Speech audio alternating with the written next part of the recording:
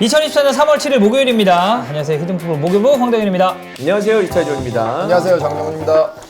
네, 오늘은 이제 앞서서 주원 형이 얘기했듯이 수빈이 형이 이제 뭐 다른 스케줄이 있어가지고 저희 셋이 이제 진행을 하게 됐고, 황덕현이 장코치보다 나이 많죠? 아닙니다. 장코치님이 저보다 한 살 형이죠? 네, 저 89년생입니다. 네, 제가 이제 90년생. 네, 저는 한 살 차이. 몇 년생이시죠? 81년생이요. 네, 진짜 나이 진짜 존나 어리다, 진짜. 네, 진짜 형 89, 90년생. 와, 진짜. 야, 진짜 어리구나. 근데 나이로 따지면 몇 살이죠?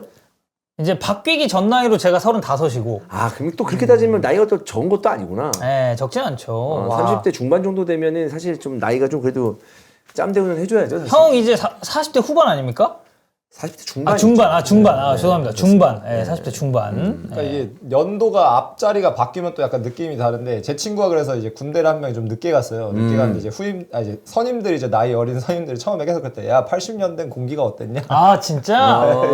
다 이제 바로 다 뒤에 이제 90년대 네, 생기니까. 쭉 다 90년생이니까. 제일 그건 이제 90년대생이다 그러면은, 야, 90년대 이후에도 사람이 태어났다. 맞아. 그러니 나한테는 그게 00년도였어. 네, 00년도. 네. 00년도 이후에 사람이 태어났냐.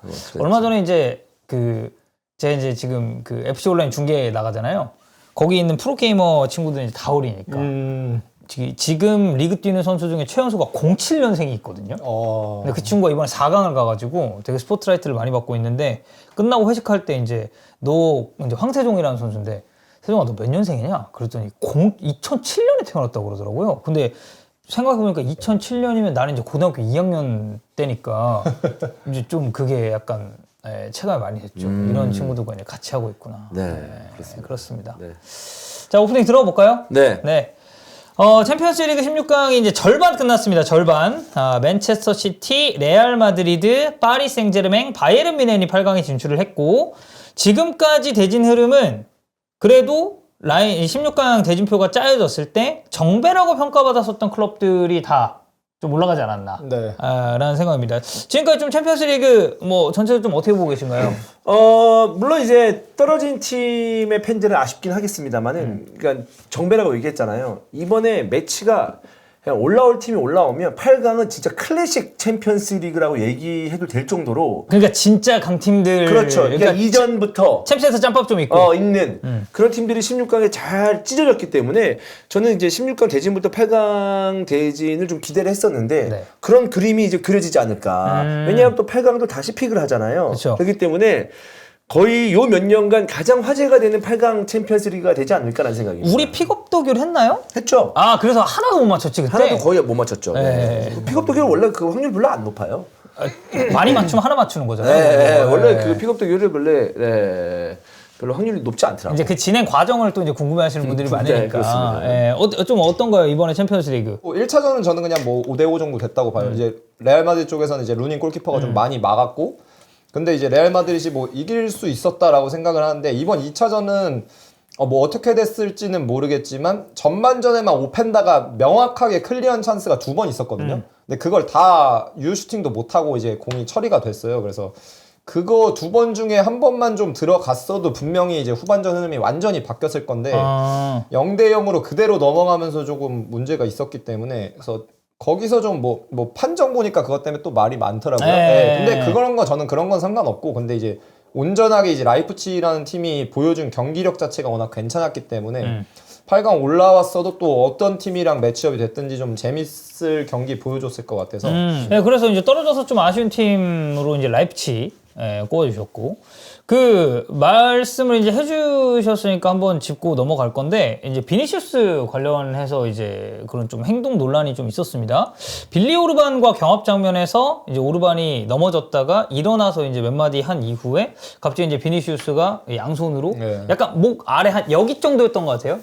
여기를 이렇게 팍 쳐가지고 오르반이 이제 다시 넘어졌는데, 이게 이제 팬들 사이에서 이게 경고냐 퇴장이냐 의견이 상당히 분분했는데, 판정 결과는 경고였습니다.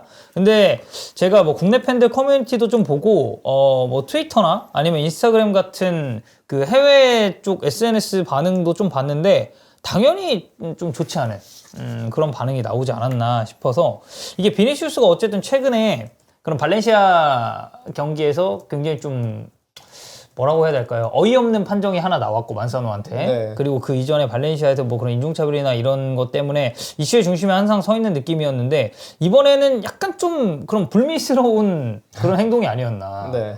예, 개인적으로 좀 그렇게 생각을 하거든요. 그러니까 이런 행동 자체 사실 좀 아쉽죠. 근데 이제 뭐 선수의 이제 나이, 그러니까 그냥 연으로 숫자로 얘기하는 게 아니고 이제 선수가 경험이라는 게 쌓이면서 이런 것들이 이제 많이 없어지는 경우들이 있잖아요. 그래서 근데 지금 비니시우스라는 선수의 이 시점으로 보면은 예.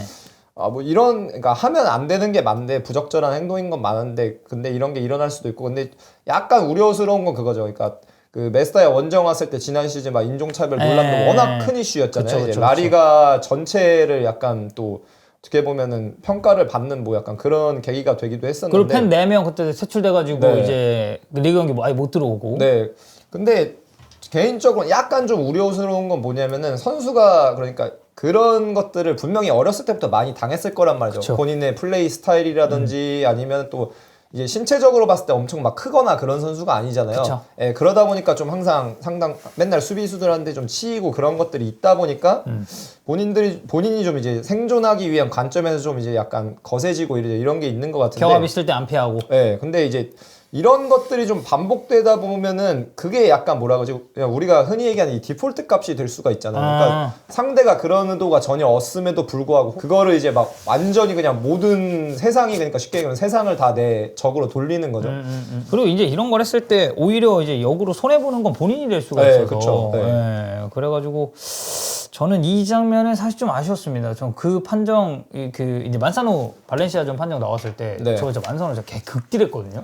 진짜 미친 판정이다 저거는 네. 하면서 얘기를 했고 그 인종차별이 있었던 경기 그 경기도 제가 중계했었는데 아, 진짜요? 저는 그때도 그리고 레알이랑 그 발렌시아가 만났을 때 저는 항상 티격태격했었다고 봐요. 그래요. 특히 네, 메스타야에서 레알이 좀 맞아요. 약한 것도 있었고, 네.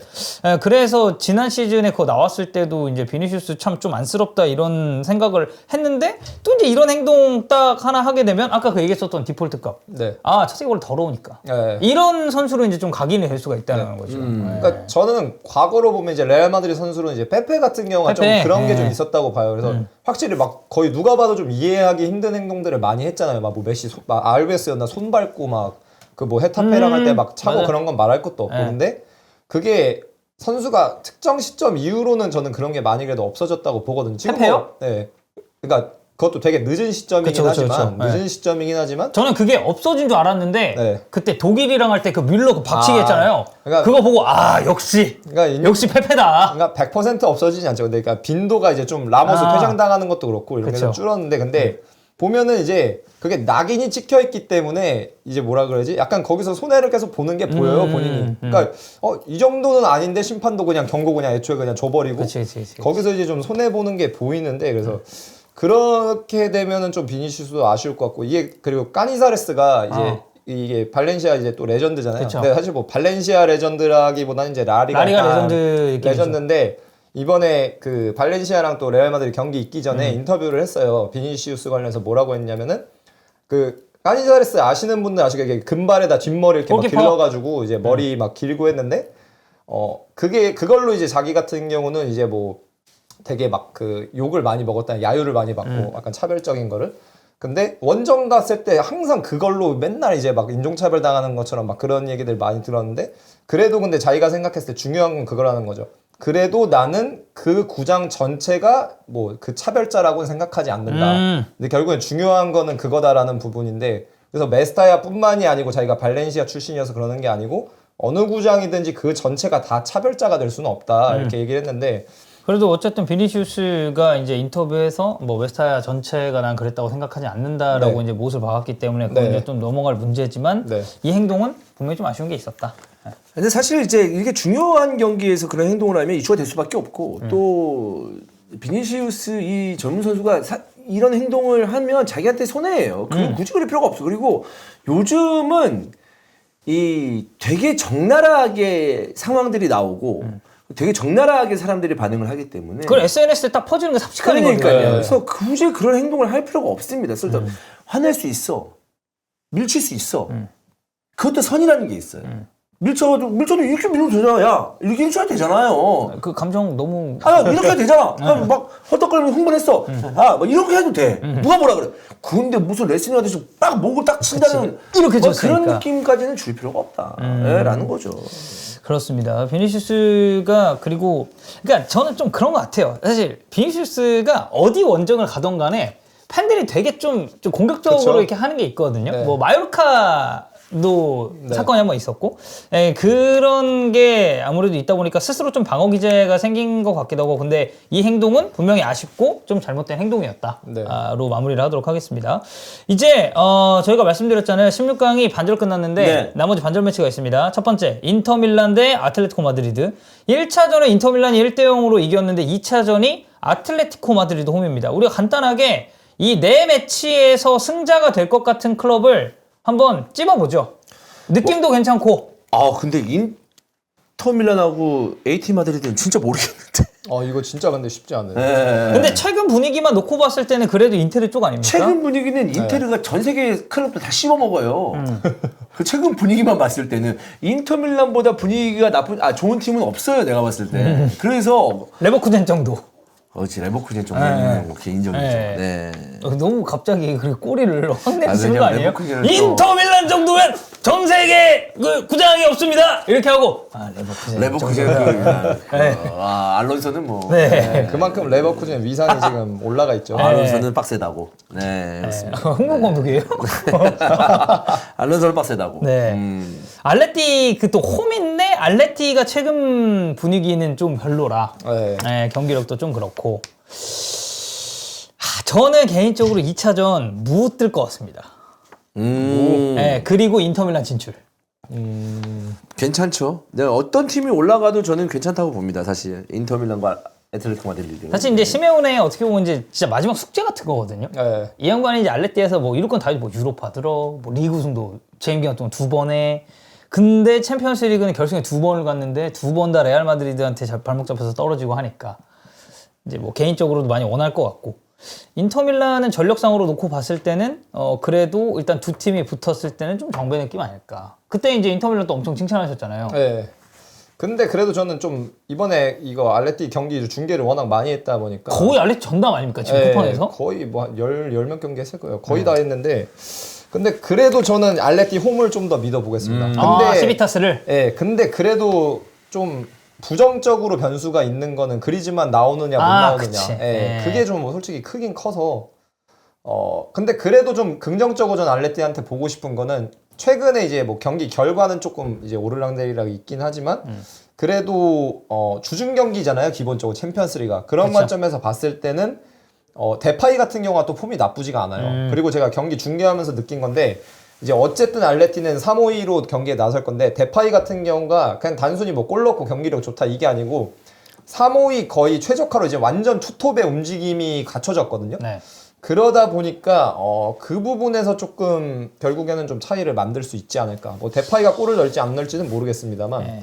저는 사실 이번에 아틀레틱 클럽 이 빌바오랑 코파델레이를 보고 아주 대실망을 해가지고 아틀레티코 그 경기 진짜 완전 좀 죄송한데 진짜 처발렸거든요.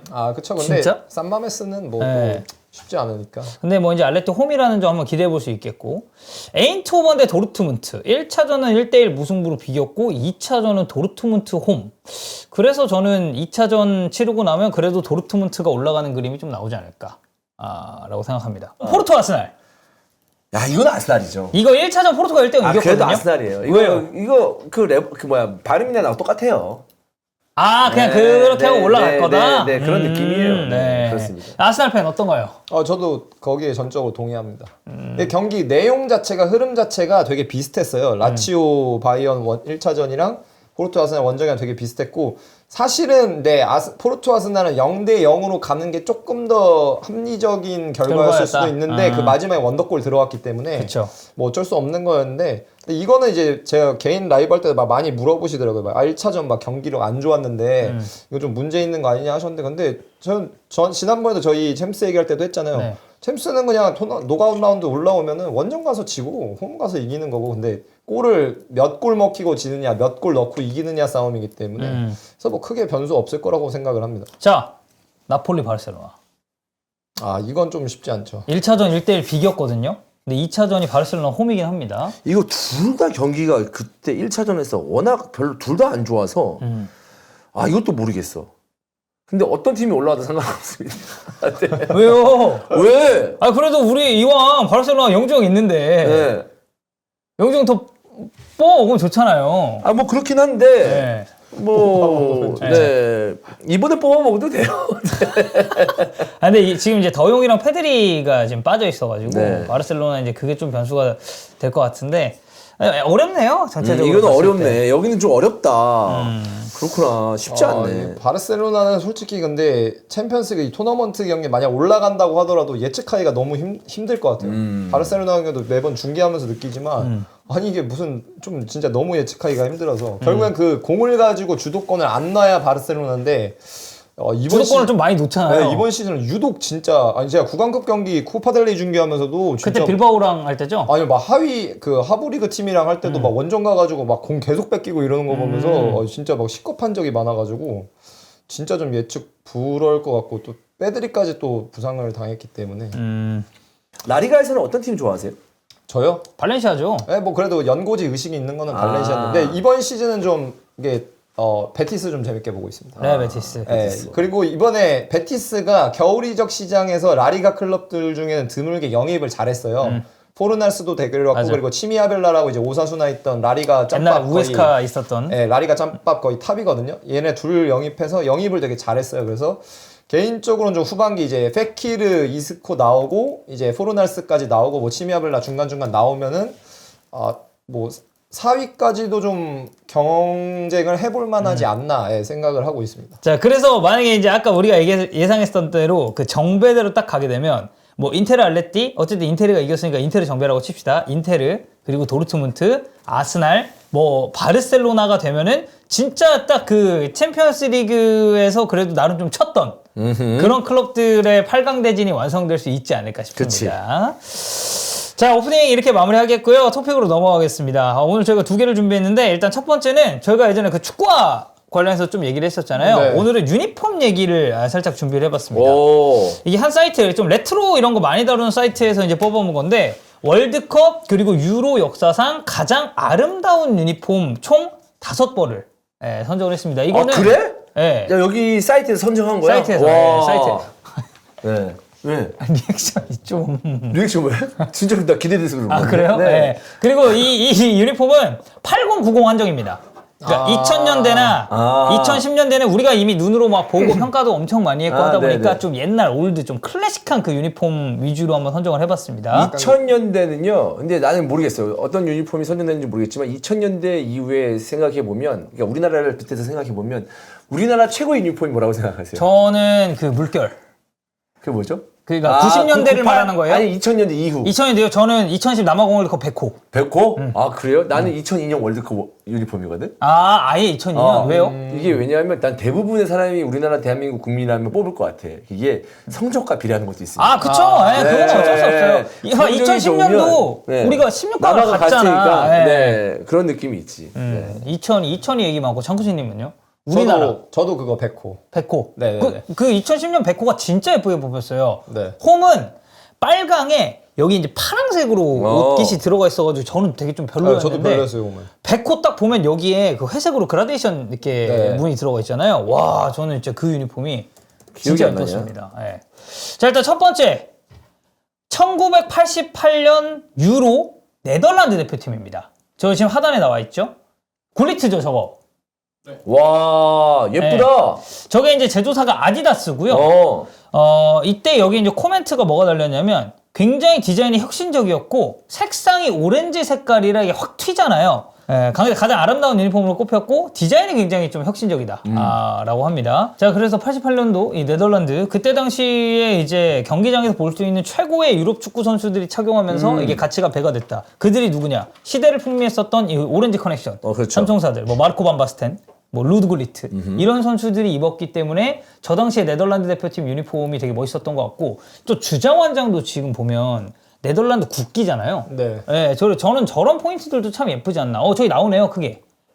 저 유니폼입니다. 근데 되게 저 당시를 생각해 보면 1988년도잖아요. 그렇죠. 저는 태어나지도 않았을 때예요. 88년도의 조선도 디자인이면 꽤 이쁜 거 아닌가? 라는 생각도 들어요. 네, 그래서 디자인적으로 되게 좀 혁신적이었다라는 표현을 썼더라고요. 보니까. 되게 역동적이게 보인다. 좋네. 이뻐. 네. 그래서 이제 그때 당시 기준으로 봤을 때 저도 꽤 예뻤었던 유니폼이고 뭔가 레트로로 나오면 저는 저 느낌 나오는 것도 괜찮을 것 그래, 같아요. 괜찮을 것 같아. 삼선이 또 이게 사기야, 삼선이. 그리고 이게 저 오렌지색도 사실 망하기 힘든 색이잖아요. 네. 또 약간 흰색이랑 조화가 돼가지고 잘 돼. 흰색이랑 조화가 잘 네. 돼. 그래서 저 뭐 굴리트나 저 레이카르트도 있고 만바스텐 같은 선수들이 착용을 해서 상당히 좀 주목을 많이 받았었던 유니폼이라고 합니다. 자, 두 번째. 1990년 이탈리아 월드컵에서 독일 대표팀이 착용했었던 유니폼입니다. 독일 대표팀. 네, 마찬가지로 제조사는 아디다스고요. 네덜란드 유니폼이랑 이제 어떻게 보면 좀 함께 가장 아름답고 큰 영광을 누렸다고 평가받는 독일 대표팀 유니폼입니다. 저 아저씨 클린스만 아저씨 아니에요? 네, 지금? 맞아요. 네. 아, 네. 그렇구나. 네. 독일이 이제 이 유니폼 입고 90년 이탈리아 월드컵에서 우승했고 이때 당시에 이제 이 유니폼을 입고 뛰었었던 게 지금은 이제 세상을 떠나신 안드레스 브레메 그리고 뭐 이제 로터 마테우스나 뭐 쾌프케 그리고 지금 저기 이제 사진에 있죠. 위르겐 클린스만이 그 우승 세레모니 하는 거 보니까 클린스만 완전 중앙에 있더만. 저 그때만 해도 뭐 스트라이커니까 메인. 그렇죠. 저 유니폼. 저게 아마 비교적 최근에 그 리메이크로 나오지 않았었나요? 그랬던 것 레트로로 같아요. 아마 나왔을 거예요. 독일 대표팀 유니폼으로 비교적 최근이었던 것 같은데. 근데 나 이 유니폼 별론데? 아, 별로예요? 난 느낌에서는. 그냥 너무 약간 지그재그 느낌인가? 약간 그냥 굳이 따지자면 오렌지가 난 것 같아. 전 유니폼이. 그리고 독일 유니폼이 대부분 이쁜데 좀 심플해서 이쁘거든. 독일 네. 대표팀 유니폼은. 근데 이거는 나는 그렇게 뭐 되게 근데 생각보다 채팅창에서도 좀 별로라는 반응이 좀 많네. 네. 클린스만 때문에 그런가? 저 얼굴 때문에 유니폼이 깎였나 보네요. 네, 그럴 수도 있죠. 그럴 수도 있고. 네, 근데 뭐 선수 클린스만은 어쨌든 잘했으니까. 네. 네. 자, 그럼 세 번째로 넘어가겠습니다. 다음은 더 이전이에요. 1984년도 유로 당시에 프랑스 대표팀이 입었었던 유니폼입니다. 마찬가지로 제조사는 아디다스고 디자인적인 측면에서 여기도 좀 혁신적인 평가가 있었대요. 그리고 프랑스가 어쨌든 유로 84에서 이 유니폼을 입고 우승을 했었고 결승전에서 프랑스가 스페인을 이겼습니다. 저 84년도 유로 유니폼이 98년도 프랑스가 월드컵에서 우승을 했을 때, 저 84년도 거를 모티브로 해가지고 제작이 됐다고 하더라고요. 그러니까 좀 영감을 준 티셔츠고, 어떻게 보면 진짜 딱 프랑스 하면 떠올릴 수 있는 가장 클래식한 유니폼이 아닌가. 네. 라고 저는 좀 생각을 합니다. 그리고, 이 유니폼을 입었었던, 제일 네임드 선수는 이제 미셸 플라티니가 있었고, 괜찮다라는 평가가 많네. 그리고 프랑스는 저렇게 상의가 파란색인데 하의 흰색 조합이 꽤 잘 어울려가지고 그쵸. 그 프랑스 국가대표팀이 아니라 이제 프랑스 국기 자체도 청백적이잖아요. 그래서 그 뭔가 유니폼에 본인들의 국기를 잘 담을 수 있어서 더 좋지 않나. 저게 파란색이 또 이 로열 블루잖아요. 약간 쨍한 파란색이다 보니까 네. 바지 흰색이면은 조화가 진짜 유독 좀 좋죠. 네. 그리고 지금 저희가 이제 세 팀을 소개를 해드렸는데 이 세 팀이 공통적으로 해당 대회에서 성적이 좋았기 때문에 그치. 그런 거에 있어서의 버프도 저는 조금 있다라고 생각을 합니다. 그쵸. 뭐 조별 라운드 떨어졌으면 사실 패자도 그렇게 크게 안 될 텐데. 아예 안 되죠. 무슨 유니폼 입었는지도 기억 잘 안 날걸요. 네. 자, 그래서 이 프랑스 유니폼 98 때도 비슷한 류의 유니폼이 나왔었고요. 네 번째 유니폼 1986년 월드컵에서의 아르헨티나 대표팀입니다. 이게 이제 되게 심플한 색상으로 나왔죠. 저 유니폼 마라도나가 이제 월드컵을 들어올렸었던 저 유니폼을 좀 이제 베스트로 꼽는 사람이 많은데 아르헨티나 유니폼은 뭐 솔직히 저거 사기 아닙니까? 색상이 내가 봤을 때 네. 색조합이 너무 예뻐. 그리고 저희가 오늘 이 그 사이트에서 퍼온 선정했었던 유니폼들 중에 유일하게 제조사가 아디다스가 아닙니다. 르코크 스포티브가 이때 제작을 네. 했었어요. 그래서 저 유니폼은 어떻게 보면 되게 기본에 충실한 유니폼이 아닌가. 아르헨티나의 이 알비셀레스테라는 그 컬러, 하늘색, 하얀색 이 패턴 반복되는 것에 굉장히 충실했었던 그런 컬러고, 이 86년도에 어쨌든 아르헨티나가 지금 보시는 것처럼 이제 우승을 했기 때문에 이것 때문에 가치가 엄청 뛰었대요. 저 유니폼이 대회 끝나고 나서. 네. 네. 지금 뭐 채팅에서도 저 조합은 진짜 예쁘다. 상징적인 유니폼이다. 2022가 더 예쁘다라고 말씀하시는 분이 있는데 저도 그 부분에서는 뭐 어느 정도 동의합니다. 2022년이랑 차이는 2022가 약간 블랙 색상이 들어가거든요. 아 맞아요. 네, 저 지금 마라도나가 입고 있었던 저 유니폼은 완전 하얀색에 하늘색인데 2022는 딱 블랙 들어가면서 되게 예뻤었던 걸로 저는 기억을 합니다. 2022 이번에? 네. 이번 월드컵 우승할 때? 또 직접 가서 보고 오셨잖아요. 네네. 근데 잘 기억이 안 나네, 유니폼이. 결승 보고 오시지 않았어요? 유니폼이 기억 잘 안 나. 아르헨티나? 네. 저는 그 유니폼을 3벌을 사가지고 진짜? 네, 2022 한번 봐봐요. 세 번이나 왜 샀어? 하나는 저 그냥 실착용, 하나는 여자친구 실착용, 하나는 보관용. 네. 이제 유니폼이 많이 입다 보면 마킹도 좀 떨어지고 그러거든요. 그래서 완전 보관용으로 이렇게 막 비닐 같은 거 이렇게 잘 해가지고 하나 보관하려고 넣어놨습니다. 지금 제국이가 이제 2022년도 유니폼을 너무 보고 예뻐서? 있어요. 너무 예뻐서. 그리고 상징적이잖아요. 메시의 우승이잖아요. 지금도 살 수 있잖아요, 근데. 네, 그쵸? 저 유니폼입니다. 이제 기억나시나요? 근데 저 예쁘긴 하다, 진짜, 지금 보니까. 아니 저도 최근에 그 리버풀 경기 보면서 메갈리스터 너무 재밌게 봐가지고 메갈리스터 너무 좋아서 메갈리스터로 한번 사고 싶더라고요. 근데 보니까 파는데 있긴 하더라고요, 마킹돼서. 네, 지금 팔아요. 그리고 메시 유니폼은 이제 파는 데가 지금 재고가 많이 풀려갖고. 투스타는 못 사요, 요새?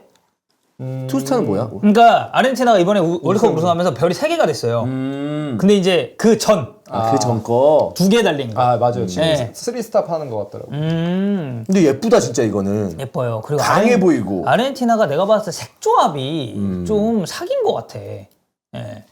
하늘색에 하얀색인데 마라도나 때 입었던 것보다 이번에 메시가 입은 그 하늘색이 저는 조금 더 진하게 들어가서 더 예쁜 것 같아요. 포인트 컬러가.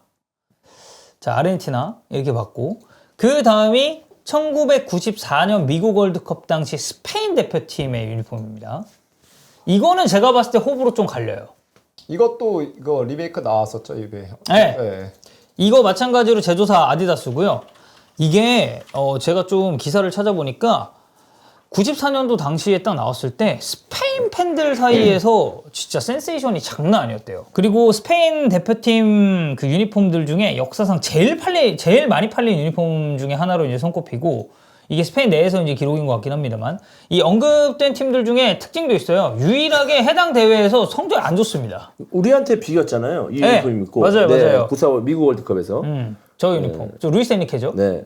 그리고 2018년 러시아 월드컵에서 스페인 대표팀이 이거를 다시 오마주를 했죠. 네, 그래가지고 저 옆에 이게 특징이거든요. 이 루이스 엔리케 오른쪽에 오른쪽에 이렇게 있는. 지그재그 형태로 되어 있는. 저걸 오마주를 했는데 공교롭게도 2018 러시아 월드컵에서의 스페인 대표팀도 성적이 굉장히 좋지 않았다. 근데 채팅 반응은 좀 별로네. 이런 형태의 유니폼은 좀 선호하지 않으시는 분들이 많은 것 같네. 레트로 감성으로는 합격이다 라고 하시는 분 있고, 제가 이때 명단을 쭉 봤거든요. 94 미국 월드컵 때 스페인 대표팀 누구누구 있었는지. 일단 화면에 나오고 있는 루이스 엔리케 있었고, 펩, 그리고 페르난도 이에로, 훌렌 로페테기, 그리고 베히리스타인도 이때 명단에 들어가 있었고, 그리고 이제 라파엘 나달 삼촌이죠. 미겔 앙헬 나달. 이런 선수들이 미국 월드컵 당시 명단에 이제 포함이 되어 있었습니다. 이 5개 중에서는 뭐가 제일 좀 본인 취향이랑 맞나요? 저는 프랑스 아니면 네덜란드. 왜? 이유는요? 저도 좀 이렇게 쨍한 색깔 원색 위주로 좋아해가지고 원색 위주인데 프랑스는 뭐 사실 거의 뭐 제 생각엔 그게 호불호 없이 다들 좋아하시지 않을까 싶고, 근데 그냥 깔끔 심플하니까. 네덜란드는 그냥 제가 좋아하는 원색인데 또 이제 흰색이랑 조화가 잘 돼 있어서 그런 부분에서 저는 좀 제일 좋은 것 같습니다. 주원이 형은? 전 네덜란드. 네덜란드. 저는 원래 저도 이제 원색 쨍한 색깔 좋아해가지고 이전에 제가 막 그 와이프랑 연애하고 그랬을 때 와이프가 내 옷장 열면 뭐 파란색, 핑크색, 농가색, 핑크색 막 이런 거 피켓 셔츠 같은 거 있잖아요. 그런 셔츠들이 다 노란색, 뭐 파란색 아주 막 그런 쨍한 색깔밖에 없어가지고. 근데 요즘은 제가 좀 많이 톤 다운이 됐거든요. 네, 그래서 물어보려 했어요. 왜 톤 다운을 안 와이프가 이렇게 입혀요. 네. 진짜 마음에 안 드셨나 보네. 그런 거 싫어하더라고. 그래서 분명 네덜란드 유니폼을 갖고 들고 오면은 별로 안 좋아할 것 같은데 저는 그래도 네덜란드 유니폼 같은 거 좋아합니다. 네. 여러분들 좀 어떤가요? 우리 지금 보고 계신 분들. 지금 어쨌든 이게 이 사이트에서 선정한 거라, 그리고 이런 뭐 예쁜 유니폼, 뭐 역대 뭐 누구 이런 거 선정에는 항상 의견이 다 갈리기 때문에 여러분들 의견도 좀 궁금하거든요. 이 5개 중에 88? 88 네덜란드. 88 네덜란드. 쨍한. 네. 아르헨 프랑스 나오고, 네덜란드는 눈이 어지럽다라는 의견도 있고 아르헨이 맞네. 근데 저희가 아르헨이 옛날 거긴 하지만 나는 지금 네가 말한 2022 유니폼이 훨씬 더 예쁘다. 예쁘죠? 네, 그거 진짜 예뻐요. 네. 디자인도 되게 잘 나왔고 아르헨티나가 압도적이네요. 네. 그럼 여기 5개 외에 또 예쁘다고 생각하는 유니폼이 있나요? 아까 이탈리아 얘기도 좀 나오고. 그쵸, 이탈리아도 리얼 클래식이니까 유니폼이. 사실 이탈리아는 진짜 그 파란색 셔츠에 이탈리아 국기 그 약간 방패 느낌으로 딱 하나만 박혀 있어도 네. 되게 좀 클래식하고 예쁜 느낌이라. 저는 개인적으로 제가 많이 입었던 유니폼 중에 제일 좋았던 게 옛날 도르트문트 유니폼 쨍하잖아요. 옛날에 완전 90년대 노란색? 노래가지고 90년대 저 축구 선수 할 때인데 그거 진짜 많이 입고 다녔었고. 형이? 네. 아. 그리고 98 프랑스 월드컵인데 내가 지금 계속 그거 찾고 싶은데 나는 진짜 그 유니폼 있으면 다시 사고 싶거든. 뭐요? 뭐냐면 프랑스 유니폼인데 여기 98? 카라에 98 아니었었어. 카라에 끈이 있었어. 끈?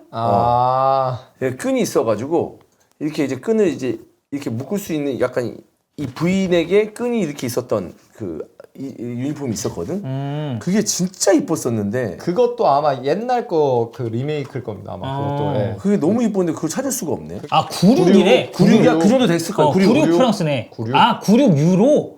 형 짭싼 거 아니냐는데요? 아니야.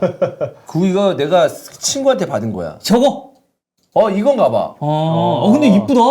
이거 이게 어깨선이 임팩트가 있네요. 진짜 어깨선이 청백적으로 돼 있네. 진짜 내려와 삼선이. 있어서. 저 끈이 진짜 개사기입니다.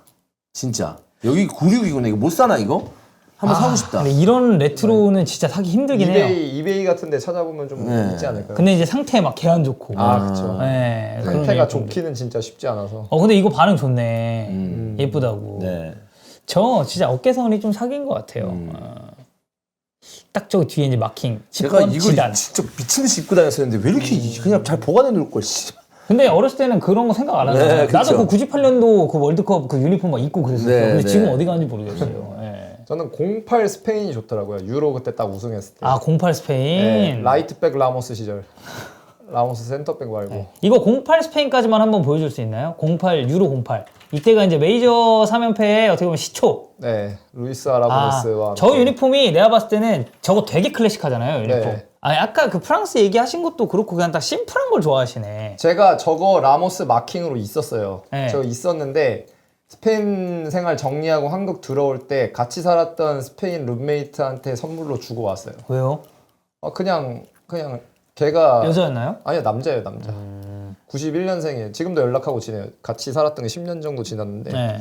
근데 막 그냥 하다가 이제 걔한테 선물로 주고 왔거든요. 걔는 이제 원래 별로 축구를 안 좋아하는데 그래서 또 좀 약간 의미가 있을 것 같아가지고 저보다는 걔한테 있는 게 의미가 있을 것 같아서 이제 주고 왔는데. 참 그런 거 저도 스페인에서 이제 제일 친하게 지냈었던 친구가 축구를 아예 극혐해가지고 저는 이제 가기 전에는 몰랐어요. 네. 난 다 좋아할 줄 알았어. 네. 근데 내가 친해진 애들은 축구를 다 안 좋아해. 저 거의 갭이 있죠. 생각보다 그렇게 축구 막 미친 듯이 좋아하지 네. 않죠. 막 그냥 럭비 좋아하고 농구 좋아하는 애들 은근히 좀 많고. 자기 연고지 팀 뭐 다른 종목 좋아하는 애들 많고. 네, 맞아요. 그래서 내 친구도 바르셀로나 농구팀은 엄청 좋아하는데 아, 그래요? 축구는 아예 안 좋아하고 아, 그런 게 그래? 있어서. 예. 바르셀로나 가서 난 핸드볼 본 기억나는데. 핸드볼? 왜? 바르셀로나 갔는데 그 경기장을 갔어요. 깜누. 갔는데 이제 저녁쯤에 갔거든. 별게 없는 거야. 뭐 대회 날도 아니고. 그래가지고 근데 뭔가 체육관에서 뭘 하고 있더라고. 시끌시끌해. 그래가지고 가보니까 그 바르셀로나 유니폼을 입고 뛰는 핸드볼 팀이 있더라고. 그래서 핸드볼 보고. 되게 이색 경험이네. 네, 보고 이렇게 오고 이제 그 다음 날인가 봤는데 여자 축구 챔스를 하더라고. 네. 그 여자 축구 챔스 바르셀로나하고 딴 팀하고 하는 거 보고. 아, 그러면 이제 바르셀로나 그 이제 남자 축구 대표팀 경기 빼고 다 보고 왔네요. 다 보고 왔죠. 아, 네. 네. 네, 그렇습니다. 아, 그리고 저는 이 옛날 유니폼들 이제 마무리 하자면 저는 이때 핏이 더 좋아요.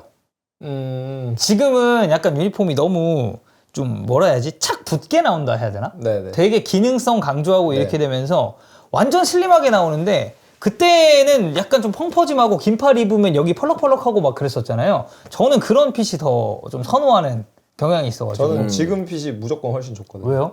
그 펄럭거리는 게 싫어요. 그 소매가 특히 펄럭거리는 걸 저는 안 쪼꼬배기 좋아해서. 싫다? 네, 별로 안 좋아해서. 난 펄럭거리는 거 되게 좋아해.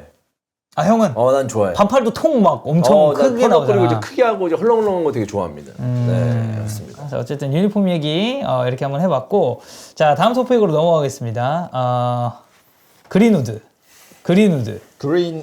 네, 만약 지금 맨체스터 유나이티드에 그린우드가 있었다면 어땠을까를 저희가 이제 2% 가정을 해서 한번 얘기를 해볼 건데, 그린우드가 이제 헤타페 이적하고 나서 활약상이 꽤 괜찮아요. 네. 그리고 맨유가 어쨌든 이 고질적인 문제점이 우측 윙포워드인데, 지금 맨유에 우측 윙으로 뛰는 그린우드가 있었다면 어떤 효과가 나올 수 있었을까를 우리가 한번 얘기를 해보도록 하겠습니다.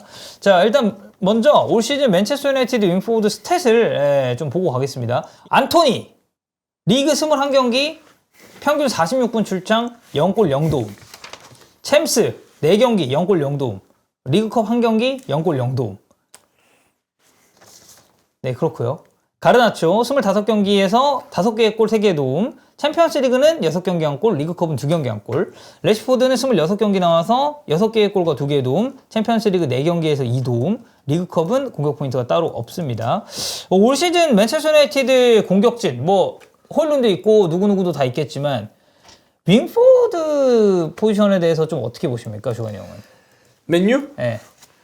사실 엉망이죠. 엉망이라고 봐도 무방하고, 윙포드는 레시포드도 윙포드를 쓸 수 있고, 가르나초도 쓸 수 있고, 뭐 제가 호일룬 한다. 그 누구야? 안토니도 있고, 뭐 마샬도 있고, 다 쓸 수 있는데 제대로 쓸 수 있는 자원은 저는 없다고 봅니다. 윙포드에서. 물론 가르나초가 굉장히 활발하고 많은 경기를 뛰면서 미래가 촉망받는 선수이긴 하지만, 최근의 경기력을 봤을 때는 너무너무 둔탁한 모습을 보여주고 있기 때문에, 그 둔탁함이 그렇게 말처럼 쉽게 개선되지는 않거든요, 선수들이. 그게 자기가 가지고 있는 어쨌든 그 내재되어 있는 기본기이기 때문에, 물론 이러면서도 뭐 다음 경기, 그 다음 경기, 아니면 뭐 내년 시즌에 굉장히 좀 뭐 유려한 모습을 보여주면서 부드러운 터치, 이런 어떤 기본기를 보여주면서 경기를 뛸 수도 있겠지만, 현재로 봤을 때는 가르나초의 어떤 그 둔탁함이 저는 좀 많이 실망스럽거든요. 또 레시포드의 기동력?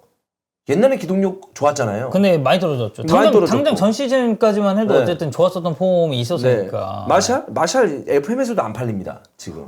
아, 지금 처리 중인가요? 네. FM에서도 안 팔려요. 네. 이제 또 맨체스터 유나이티드로. 아시더라고요. 그렇습니다. 안토니 부활 하신다고 네. 하시더라고요. 네. 안토니? 뭐 어쩌겠어요, 얘. 얘 지금 안토니 모르긴 몰라도 혼자 멘탈에 이상 없다면 진짜 멘탈이 좋은 선수고, 만약 보통 선수, 보통 멘탈, 좀 세다는 멘탈도 바사삭이지. 이 정도면은 갈려요. 네, 진짜 바사삭이지. 이 정도면 갈릴 수밖에 없다라는 건데, 누굴 기대하냐고. 네, 너무 실망스러운 윙포드 자원이라고 볼 수 있어요. 안토니 가르나초 레시포드. 장구치님은요? 저요? 네. 솔직히 실망스럽죠. 그냥 일단은 저는 항상 그런 얘기를 하긴 하죠. 그러니까 기록에만 모든 게 다 나오진 않는다라고 얘기하는데, 근데 최근 이 현대 축구 흐름에 있어서 측면 자원들은 기록으로 어느 정도 대답을 해줘야 되거든요. 네. 자신의 가치를 입증하는 게 측면 자원들은 기록을 통해서 좀 가치를 입증해줘야 되는데, 사실 뭐 기록이 뭐 가르나초랑 레시포드는 그냥 이렇게 얼핏 봤을 때는 그냥 그냥 몇 골 좀 넣었네. 나쁘지 않은 거라고 볼 수도 있겠지만, 근데 뜯어 보게 되면은 뭐 한 경기에 2골 넣고 이런 경우들이 있기 때문에 평균적인 퍼포먼스를 봤을 때는 확실히 좀 아쉬운 측면이 있고, 그리고 이따가도 얘기하겠지만 레시포드는 솔직히 말해서 이 맨유가 경기에 대한 접근 방식에서 전략 관점에서 보게 되면은 무조건 얘가 해야 되는 거는 골을 넣는 게 얘의 역할일 때가 꽤 많거든요. 근데 그런 상황에서 골을 못 넣는 경우가 솔직히 너무 많고, 그 다음에 이제 가르나초랑 레시포드의 경우는 그렇고, 근데 이제 안토니는 약간은 저는 결이 조금 다르다고 보는 게, 얘는 애초에가, 그러니까 예를 들어서 가르나초랑 레시포드는 제가 봤을 때는 그러니까 그 트랜지션 할 때 툴이 맞아요. 그러니까 도구가 맞아요. 우리가 흔히 얘기하는 역습할 때 막 20m, 30m, 40m 우다다다다 뛰어가가지고 뒷공간 열렸을 때 가가지고 그런 거에서 이제 그 상대한테 위협이 될 수 있는 선수인 게 맞긴 하거든요. 근데 안토니의 경우에는 결국에는 이제 지공을 해서 상대 내려앉아 있고 공간 좀 더 좁아졌을 때 거기서 이제 거의 정지 상태에 있다가 1대1 하고 이제 그런 상황에서 조금 더 차이를 만들어낼 수 있다고 보는데, 애초에 이번 시즌 근데 그런 부분에서도 기대 이하인 건 맞고, 그리고 지금 맨유 형편상 특히 센터백 같은 경우가 그러다 보니까 그런 상황 자체가 많이 나오지 않으면서 얘가 잘할 수 있는 상황도 많이 안 온 것도 있고, 그래서 얘 입장에서는 뭐 둘 다 결국에는 좀 많이 아쉽죠. 자, 그럼 그린우드를 좀 보겠습니다. 그린우드가 23경기 나왔고 선발은 20번, 평균 77분을 뛰면서 6개의 골과 5개의 도움, 그리고 바로 직전이었던 라스팔마스전에서도 이제 한 골을 넣었어요. 사실 이게 스탯만 이렇게 쓱 보죠? 그러면 레쉬도 6개의 골과 2개의 도움이고 가라나초도 5골 3도움이라 뭐 레시포드?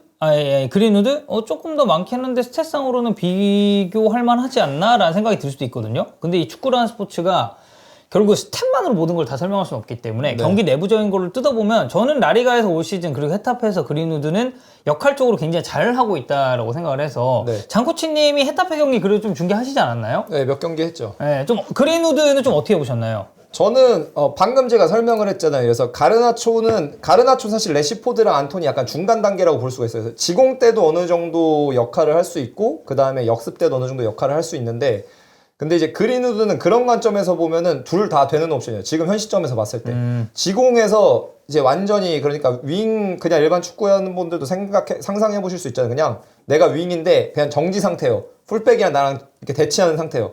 나는 0에서 가속을 해야 되는 상황인 거죠. 거기서 수비를 벗겨내고 거기서 차이를 만들어낼 수 있어야 되는데 그린우드 같은 경우에는 이번 시즌 보게 되면은 그런 상황에서도 차이를 만들어내요. 이제 그런 것들이 대표적으로 나왔던 게 이제 제가 중계했던 경기에서 그 아틀레티코랑 경기했을 3대3 경기인가? 네. 그리즈만이 이제 극찬했잖아요. 우리 수비 진영의 균형이 깨진 거는 다 그린우드 때문이었다. 이제 얘기를 했고 그 경기에서 특히 이제 보게 되면은 그냥 얘는 완전 양발이잖아요. 다들 뭐 슈팅이야 조금 왼발이 더 많은데 그리고 임팩트가 너무 좋으니까 드리블 할 때 오른발로 접고 왼발 슛하고 왼발 접고 오른발 슛하고 거기서 일단 상대 수비는 솔직히 거의 패닉이 걸리는 거고 근데 반면에 이 라스팔마스전에서 넣었던 득점이나 이제 라스팔마스전 보시게 되면은 이제 라스팔마스가 아무래도 헤타페를 상대로 하면은 완전히 주권을 가지고 경기를 하잖아요. 그래서 골키퍼도 그렇고 평균적인 위치가 되게 높은 편인데 애초에 보르달라스 헤타페가 뭐 점유율을 높게 가져가는 팀도 아니고 그래서 이 라스팔마스전만 헤타페 경기만 보셔도 보이는 게 뭐냐면은 그러다 보니까 헤타페가 역습 위주로 가요. 그래서 그린우드가 자기들 수비 라인 내려앉았을 때도 엄청 많이 내려앉지도 않고 대놓고 어느 정도 역습을 감행하기 위한 옵션을 좀 높이가 높거든요. 그리고 백라인이랑 같은 높이에 서 있다 공 뺐으면 그냥 땅 하고 뒷공간으로 가요. 근데 거기서도 제가 봤을 때는 이 골로 바꿀 수 있는 그러니까 그냥 뭐라 그러지? 이 마진이 훨씬 더 레시포드보다는 훨씬 좋아요. 그린우드가? 네, 그러니까 결국엔 지공도 마진이 좋은 편이고 그 다음에 얘 역습도 마진이 좋은 편인데 근데 어쨌든간 또 헤타페라는 팀에서 라리가에서 뛰는 거랑 맨체스터 유나이티드에서 뛰는 건 또 다르기 때문에 전반적인 이런 것들을 다 감안했을 때 보게 되면은 저는 무조건 이번 시즌에 만약에 뭐 의미 없는 가정이지만 그린우드가 있었다면은 아마 무조건 그래도 승점 1점 혹은 승점을 따지 못했던 경기에서 승점 3점 따는 경기가 조금 더 많지 않았을까 생각을 하긴 합니다. 그러니까 피니셔의 역할을 잘 해주고 있으니까 그리고 그린우드가 지금 스탯을 봤을 때 그것도 생각을 해야 돼요. 이 선수가 그냥 계속 뛰다가 지금 헤타페 이적해가지고 이 스탯을 보는 게 아니잖아요. 아니죠. 공백기가 있었죠. 공백기가 있었는데 이 정도 했다는 것은 대단한 거라고 생각을 합니다. 그리고 어린 시절부터 이 선수는 리그에서 10골 이상을 10골을 기록한 선수예요. 그러니까 리그에서. 예전에 그린우드 득점한다고 했었어요. 네. 리그에서 10골 기록했었고 그 다음에 좀 주춤하긴 했지만 어쨌든 팀의 주전으로서 그때의 나이가 18, 19이었어요. 그러면 근데 어린 재능이었구나라고 끝나기에는 이 선수의 스탯이나 뛰는 양을 봤을 때는 이미 검증이 끝난 선수다라고 볼 수 있거든요. 어리지만 그리고 경험이 뭐 엄청 많진 않지만 여기서 보여준 걸로 퍼포먼스를 봤을 때 그래서 그냥 팀에 집중하고 축구에 집중했더라면은 훨씬 더 좋은 선수가 될 수 있었는데 그렇게 하지 못했죠. 어쨌든 사건이 하나 큰 사건이 있었기 때문에 그러면 이제 다시 한번 아직 어린 선수이기 때문에 치고 올라갈 수 있는 기회는 충분히 있다고 보고 헤타페에서도 저는 그런 모습을 보여주고 있다고 생각을 하는데 지금 맨유에 있는 다른 윙포워드들 뭐 돌파력 그리고 득점력 이거 봤을 때 절대 그린우드한테 안 됩니다. 지금 제가 봤을 때는 그러니까 현재 폼으로 그린우드 봤을 때는 그럴 수 있겠지만 뭐 비빌 수 있겠지만 비교할 수 있겠지만 미래의 가능성을 봤을 때는 그린우드가 다른 선수에 비교했을 때는 훨씬 더 높은 값어치를 저는 한다고 봅니다. 그러니까 그거죠. 딱 처음 그린우드 등장했을 때랑 뭐 가르나초나 이런 선수를 처음 등장했을 때 그 비교해 보면은 그린우드 임팩트가 훨씬 더 지금 현재도 마찬가지예요. 현재도 저는 마찬가지라고 봐요. 네. 그리고 지금 이제 임대가 있잖아요. 이제 산초 같은 경우도 결국에는 임대 가 있는데. 그치 산초도 어쨌든 맨유 소속이지. 그것까지 산초까지 감안한다면은 전반적인 정황을 봤을 때는 솔직히 좀 많이 아쉽죠. 없는 게. 그래서 산초 있고 그린우드도 어쨌든 지금 이제 헤타페에서 올 시즌 잘하고 있으니까 맨유 왔을 때 뭐 장코치님은 확실히 맨유 측면 퀄리티는 좋아질 수 있다. 그리고 가져갈 수 있는 툴이 좀 많다라고 보시는 거고.